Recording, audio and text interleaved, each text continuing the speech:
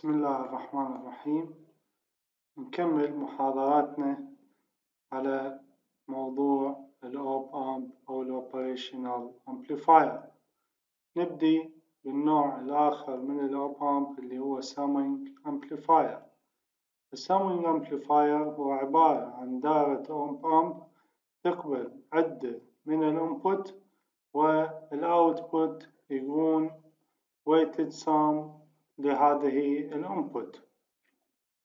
عندنا السمر أو السامينج أمبليفاير موضح بشكل 521. هذا هنا لثلاث مداخل أو ثلاثة انبوت، ممكن يكون أكثر ممكن يكون أقل. فعندنا هنا V1 و R1 I1 V2 R2 I2 V3 R3 I3 وعندنا الآي وعندنا الRF. تلاحظ طريقة ربط السمر أنه الجزء الموجب يكون للجراوند والجزء السالب بفيدباك ويحتوي على عدد من الانبوت. بتطبيق كيرشوف كارنت لو عند نود أي الآي يساوي I1 زائدا I2 زائدا I3. ال I1 هو ال V1 ناقصا ال VA على R1. ال I2 هو ال V2 ناقصا ال VA على R2. وال I3 هو ال V3 ناقصا ال VA على R3. ال I يساوي ال VA ناقصا ال Vout على ال RF. كما نلاحظ أنه ال VA يساوي صفر. هذا يؤدي إلى قانون السامينج أمبليفاير. ال Vout يساوي ناقصا RF على R1 V1 زائدا RF على R2 V2 زائدا RF على R3 V3. طبعا هذا ياخذ weighted sum لهذه الانبوتس. طبعا هذا الجزء نسميه السمر. نشوف مثال calculate V out and I out in the op amp circuit in figure 5.22. تلاحظ هنا عندنا two inputs و summer circuit بهذا الشكل. فإذا نريد نحسب ال V out اللي هو يساوي 10 على 5، يعني هاي ال RF على ال R1 في ال V1 2 فولت زائدا 10 على 2.5 في الواحد فولت ويساوي ناقص 4 زائد 4 ويساوي ناقصا 8 فولت. على مود نحسب ال I out اللي هو هنا راح يساوي مجموع التيارات اللي تمر بال2 كيلو أوم وبال10 كيلو أوم. لذلك فرق الجهد، وعندنا قانون أنه ال VA يساوي ال VB ويساوي صفر. فإذا ال I out يساوي V out ناقصا صفر على 10 زائدا V out ناقصا صفر على 2 ملي أمبير ويساوي ناقصا 0.8 ناقص 4 ويساوي ناقص 4.8 ملي أمبير. عندنا هنا بروبلم ممكن أنه تحلوها وتتأكدون من الحل عن طريق الأنسر. نشوف الجزء الثاني من الأمبليفاير اللي هو الديفرنس أمبليفاير وأحيانا نطلق عليه السبتراكتر. فالديفرنس أمبليفاير هو دائرة أوب أمب تمنع بعض الإشارات والناتج يكون الفرق بين هذه الإشارات. عندنا دائرة الديفرنس أمبليفاير موضحة في هذا الفيجر 5.24. نلاحظ أنه الجزء السالب مربوط إلى V1 R1 وعندنا فيدباك R2 والجزء الموجب مربوط إلى V2 R2 R3 و R4 إلى الجراوند. وأيضا عندنا ال V out. طبعا هنا إذا نطبق كيرشوف كارنت لو عند نود A راح تصير V1 ناقصا VA على R1 يساوي VA ناقصا V out على R2. بهذا تبسيط هاي المعادلة يطلع عندنا ال V out ال R2 على ال R1 زائد 1 في ال VA ناقصا R2 على R1 في ال V1. هاي معادلة 5/16. نطبق كيرشوف كارنت لو عند نود B هنا، فيصير ال V2 ناقصا ال VB على R3 يساوي ال VB ناقصا 0 على ال R4. هذا يؤدي إلى ال VB يساوي R4 على R3 زائد R4 في ال V2. هاي هي معادلة 5/17. لكنه عندنا ال VA يساوي لنا ال VB، ولذلك نعوض معادلة 5/17 بمعادلة 5/16 هنا، راح يكون الأوتبوت كالتالي: ال V out يساوي R2 على R1 زائد 1 في R4 على R3 زائد R4 في ال V2 ناقصا R2 على R1 في ال V1. وهكذا تكون ال V out النهائية هي R2 في 1 زائد R1 على R2 على R1 في 1 زائد R3 على R4 في ال V2 ناقصا R2 على R1 في ال V1. وهي هي معادلة 5/18.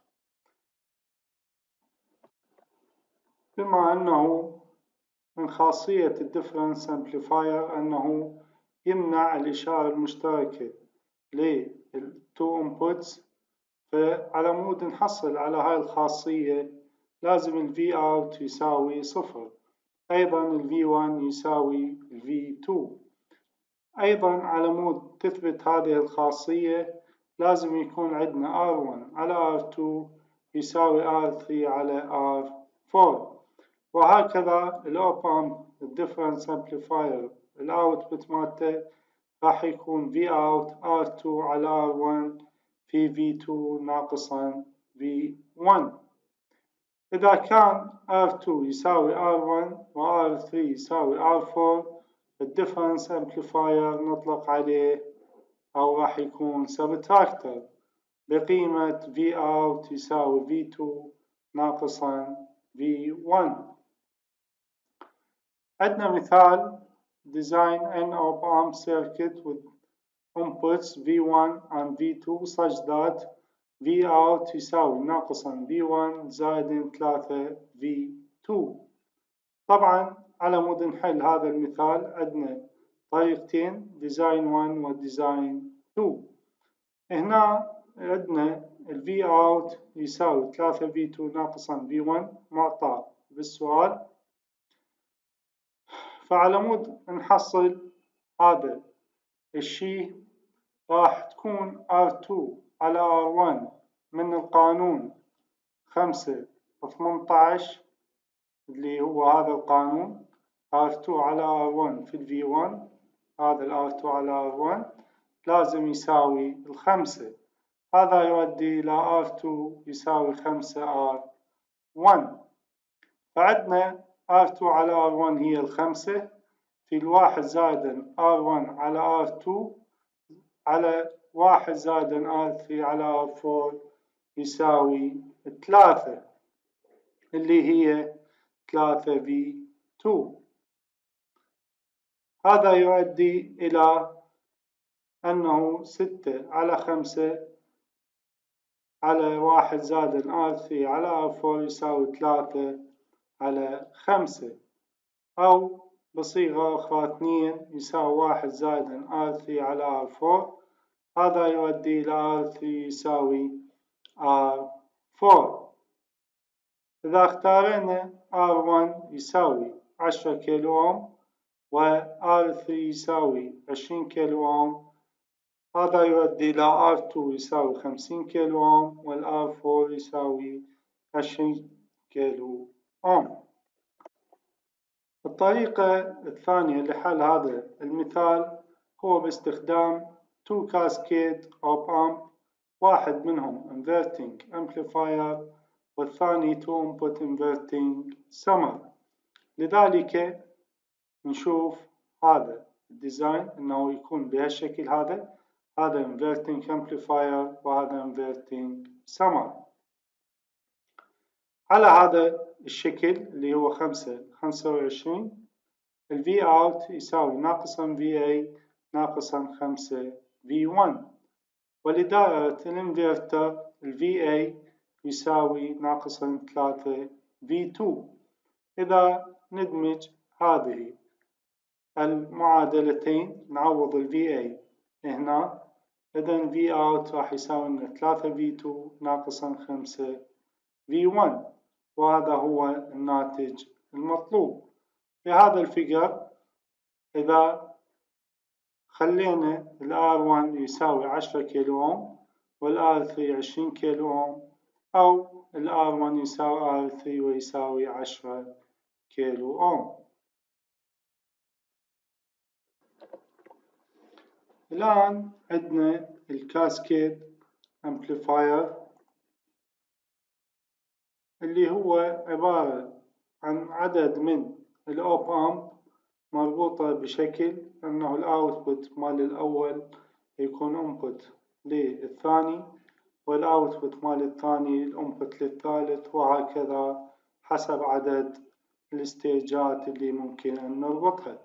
إذا نشوف هذا الشكل اللي هو 3 stage cascade connection عبر 3 مراحل، أنه الأوتبوت مال ستيج 1 ال A1 هو ال V2 اللي يساوي A1 V1، ويكون انبوت للستيج الثاني بجين A2، والاوتبوت مالته V3 يساوي A2 V2 اللي هو الانبوت للستيج الثالث، ويكون الاوتبوت مالته V out يساوي A3 V3.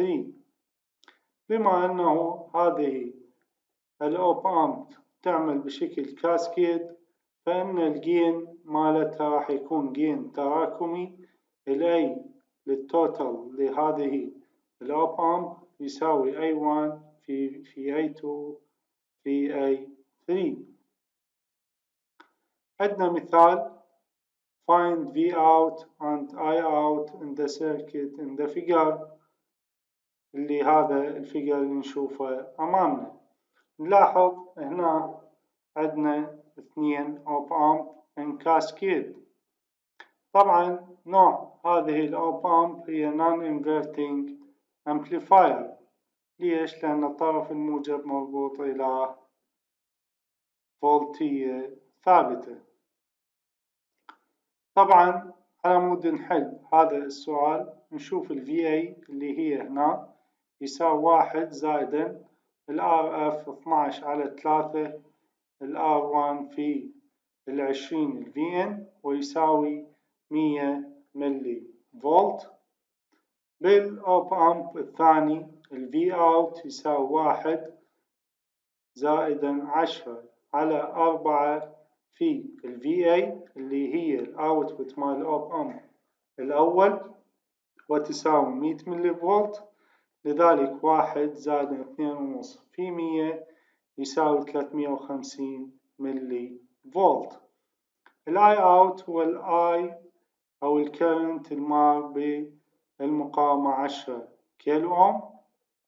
طبعا هنا هي تساوي كالتالي: الاي اوت يساوي في اوت ناقصا في بي على 10 كيلو اوم، والناتج راح يكون بالملي امبير. طبعا بما أنه ال VB يساوي لنا VA ويساوي لنا 100 ملي فولت، لذلك ال I out يساوي 350 ال V out ناقصا ال VA أو ال VB اللي هي 100 ملي فولت في 10 ناقصا 3 على ال 10 كيلو أوم ريزستر، راح يكون الناتج 25 مايكرو أمبير. عندنا براكتس بروبلم هنا ممكن أن تحلوها وتشوفون الناتج وتطابقوا مع هذه النتيجة. عندنا مثال آخر if V1 يساوي 1 فولت and V2 يساوي 2 فولت find V out in the op amp circuit of figure 5.31 اللي هو هذا الفيجر. نلاحظ عندنا 3 op amp in cascade. الاثنين الأولاد هن inverting amplifier والثالث هو summing amplifier. طبعا على مود نحل هذا السؤال نعين أنه ال V11 هي الأوتبوت مال الأوب أمب الأول وال V22 هي الأوتبوت مال الأوب أمب الثاني. طبعا الأوتبوت مال الأوب أمب الأول يساوي ناقصا 3 V1 اللي هي 6 على 2 بإشارة سالبة تكون ناقصا 3 V1. أيضا بنفس الطريقة ال V22 يساوي ناقصا 2 V2. عندنا ال V1 وال V2 هي 1 و2 فولت، لذلك ال V11 يساوي ناقصا 3 فولت وال V22 يساوي ناقصا 4 فولت. بما أنه الثالث هو summer أو summing amplifier لذلك ال V out إله يساوي ناقصا 10 كيلو أوم على 5 كيلو أوم في ال V11 زائدا ناقصا 10 كيلو أوم على 15 كيلو أوم في ال V22. لذلك ناقصا 2 في ناقصا 3 يساوي 6 ناقصا 2 على 3 في ناقص 4 يساوي 2.667 وبالتالي ال V out يساوي 8.667 فولت. عندنا هنا أيضا practice problem ممكن أن تحلوها وتطلعون النتيجة. الآن نشوف الانتجريتر. الانتجريتر هو دائرة الأوب أمب بحيث أن الأوتبوت يتناسب طرديا مع تكامل إشارة الأنبوت ويكون شكله بهذا الشكل اللي هو شكل 6.35. تلاحظ عندنا V in و R والكاباستر بالفيدباك وعندنا ال V out وإشارة الزائد إلى الجراوند. تلاحظ أن ال IR هو نفسه ال IC، لذلك نشوف ال IR يساوي ال IC، ال IR يساوي ال V على R وال IC يساوي ناقصا C dV out by dt. ال Vn على R يساوي ناقصا C في dV out by dt. ليش؟ لأن ال IR يساوي ال IC. هذا يؤدي إلى dV out يساوي ناقصا 1 على RC Vn dt. ناخذ تكامل لكلا الطرفين لهذه المعادلة تطلع عندنا ال V out يساوي ناقص 1 على RC integration من الصفر لل T لل Vn of tau d tau. نشوف مثال if V1 يساوي 10 كوساين 2 t ملي فولت and V2 يساوي 0.5 t ملي فولت find V out in the op amp circuit of figure 36 اللي هو هذا الشكل. assume that the voltage across the capacitor is initially 0. طبعا ملاحظة هذا الشكل هو summing integrator، لذلك ال V out يساوي ناقص 1 على R1 C integration V1 dt ناقصا 1 على R2 C integration V2 dt. ويساوي ناقص 1 على 3 في 10 أس 6 في 2 في 10 أس ناقص 6 integration 0 to t 10 كوساين 2 تاو دي تاو ناقصا 1 على 100 في 10 أس 3 في 2 في 10 أس ناقص 6 تكامل من الصفر للتي 0.5 تاو دي تاو. هذا يؤدي إلى أنه الناتج راح يساوي ناقص 1 على 6 في 10 على 2 ساين 2 تي ناقصا 1 على 0.2 في 0.5 تي سكوير على 2 ويساوي ناقصا 0.833 ساين 2 تي ناقصا 1.25 تي سكوير ملي فولت. الآن نشوف الديفرنشيتر. الديفرنشيتر هو دائرة أوب أمب بحيث أن الأوتبوت متناسب طرديا مع معدل تغير إشارة الإنبوت.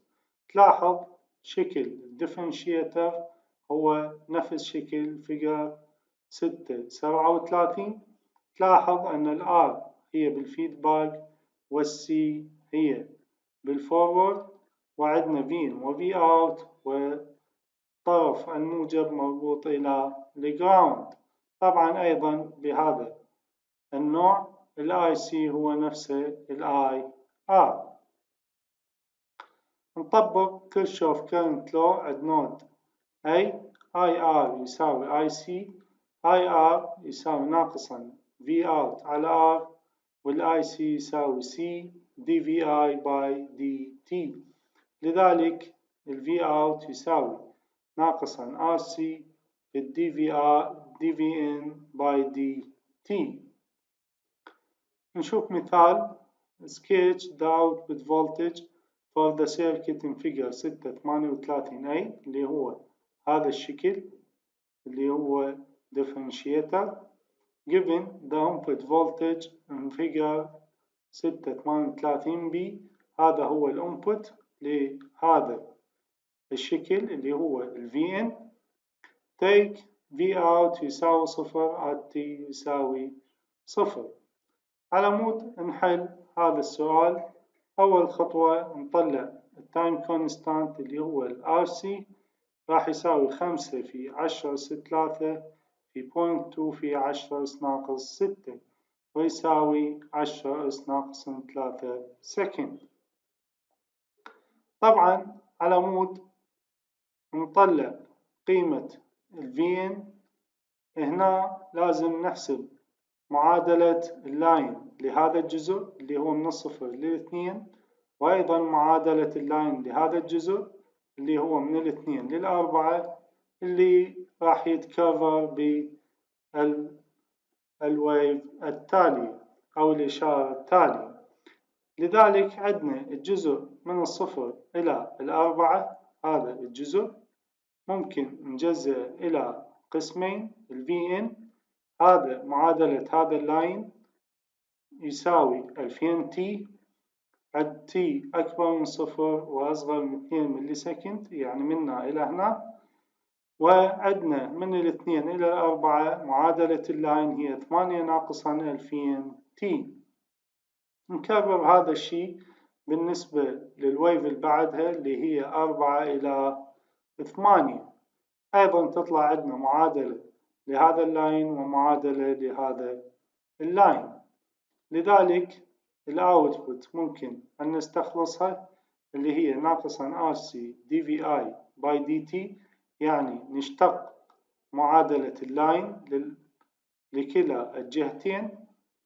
للأول راح تكون 2 فولت أو ناقصا 2 فولت عند التي أكبر من صفر وأصغر من 2 ملي سكند ويساوي 2 فولت عند تي أكبر من 2 وأصغر من 4 ملي سكند. لذلك الأوتبوت لهذا الأوب أمب راح يكون كالتالي اللي هو ناقصا 2 فولت ويصعد إلى 2 فولت ومن ثم يستمر 2 فولت وأيضا ناقصا 2 فولت وهكذا سكوير ويف. عندنا بروبلم هنا ممكن أن تحلوها وتطلعون الناتج مالتها وتقارنوا مع هذا الناتج. الآن نشوف الأوب أمب كومباريتر. الكومباريتر هو دائرة أوب أمب يقارن بين قيمتين أو بين قيمة ورفرنس فولتج. طبعا الأوب أمب الكومباريتر هو مشابه لهذا الشكل، بحيث عندنا في ريفرنس مربوطة على النيجاتيف والفي إن على البوزيتيف، وعندنا بوزيتيف في سي سي ونيجاتيف في سي سي، وعندنا الفي أوت. هنا عندنا كونديشن. أولا إذا كانت الفي إن أكبر من الفي ريفرنس الفي أوت راح يساوي بوزيتيف في سي سي، وإذا كانت الفي إن أصغر من الفي ريفرنس الفي أوت راح يساوي ناقصا في سي سي. من تطبيقاتها عندنا نوعين. النوع الأول هو Zero Level Detection، والنوع الثاني Non-Zero Level Detection. أول نوع Zero Level Detection هو يقارن قيمة معينة مع الصفر، فإذا كانت أقل من الصفر الأوتبوت راح يكون هو ناقصا V out max اللي هو كما موضح بهذا الشكل، شكل B 13.1B. تلاحظ هنا ال VN أصغر من الصفر هو ناقص ال V out max، أكبر من الصفر هو زائدا V out max، وهكذا تتكرر هذه العملية ويتم الكشف عن فولتية أو المقارنة مع الصفر فولت. النوع الثاني نطلق عليه Non-Zero Level Detection. هنا راح نقارن مع فولتية معينة اللي هي إما أعلى منها أو أقل منها، هاي الفولتية نسميها ال V Reference. هذا النوع Non-Zero Level Detection موضح بهذا الشكل اللي هو ال A عندما نستخدم V Reference باتري ثابت، وبالنوع الثاني عندما نستخدم Voltage Divider، وبالنوع الثالث عندما نستخدم زينر دايود. هنا في حالة الفولتج ديفايدر ال V reference يساوي ال R2 على ال R1 زائدا ال R2 في البوزيتيف V. وفي حالة أنه الزينر دايود فال V reference يساوي ال VZ. لذلك نشوف هذا المثال. إذا كانت هذه هي ال VN وهذه هي ال V reference، فأي فولتية هي أقل من ال V reference راح تكون ناقصا V out max، وعند التساوي ال V reference راح تكون صفر، وأكبر من ال V reference راح تكون positive V out max، وهكذا تتكرر هذه العملية ويتم الكشف عن الفولتية اللي أعلى من ال V reference أو اللي أقل من ال V reference. نشوف مثال. Draw the output showing its proper relationship to the input signal.